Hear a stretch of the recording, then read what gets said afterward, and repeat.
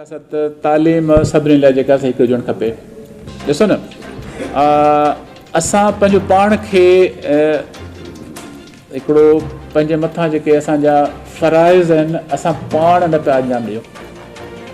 तव्हांजो साॻियो प्रोविंस आहे, साॻी सिंध आहे, साॻियो पाकिस्तान आहे। जेकर तव्हां वञो पब्लिक सेक्टर में त तव्हां वटि उते कुझु कोन थो मिले। जेकर तव्हां प्राइवेट सेक्टर वञो तव्हांजो सभु शयूं मिलनि थियूं पियूं। हिकिड़ो ॿारु आहे जेकॾहिं प्राइवेट सेक्टर में जेकॾहिं 1 लख रुपया सेमेस्टर फ़ी आहे त उहो भरण लाइ तयारु आहे। हिकिड़े कॉलेज में जेकॾहिं सपोज़ 200 रुपया फ़ी आहे त उहो भरण लाइ तयारु कोन्हे को। जॾहिं 1 लख रुपया भरे कंहिं प्राइवेट सेक्टर में वञे थो पियो त उते जेका ॿारु चवंदो जेका मां न पढ़ंदो मुंहिंजो 1 लख ज़ाया थी वेंदो, उहो ॿारु पढ़े थो पियो। हिते जेकॾहिं सपोज़ थोरो चेक एंड बैलेंस हुजे, जेकॾहिं थोरी सख़्ती हुजे ऐं त मुंहिंजे ख़्याल में त अहिड़ी का ॻाल्हि कान्हे का जेका ग़रीब ॿारु नथो पढ़ी सघे।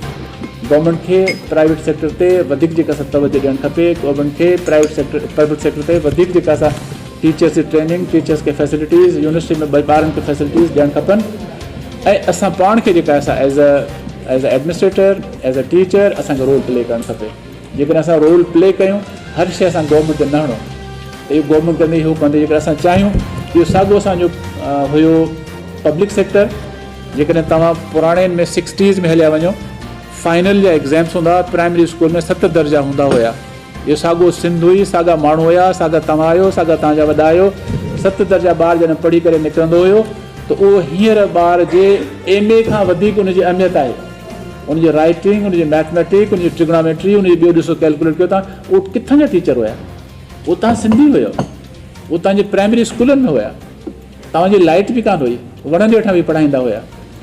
असां पाण जेको असां पंहिंजो पाण खे जेको थोरो असां रिस्पॉन्सिबल फील कयूं न, असां उन साॻियुनि शयुनि खे जेका असां एतिरो आणे सघूं था पिया, इहो जेको दुगनो सिस्टम ख़तमु थी सघे थो पियो। वापसि ॿार अची करे जेका असां पब्लिक सेक्टर में पढ़ी सघनि था पिया। रुॻो असां अखियूं खोलियूं, असां में अवेयरनेस अचे। जेकॾहिं तव्हां पाण चाहींदो कापी हुजे, ईज़ी सिस्टम हुजे, क्लास न थियनि त असांखे इम्तिहान वठो, ईअं असांखे गो थ्रू करे ॾियो। तव्हां पाण सोचो, जेकॾहिं हिकिड़ो माण्हू हिकिड़ो जेका असां हुनखे चओ था पिया पढ़ियो कुझु बि कोन्हे, जेका हुनखे आलम जी डिग्री ॾियो, उहो कहिड़ो आलम थींदो?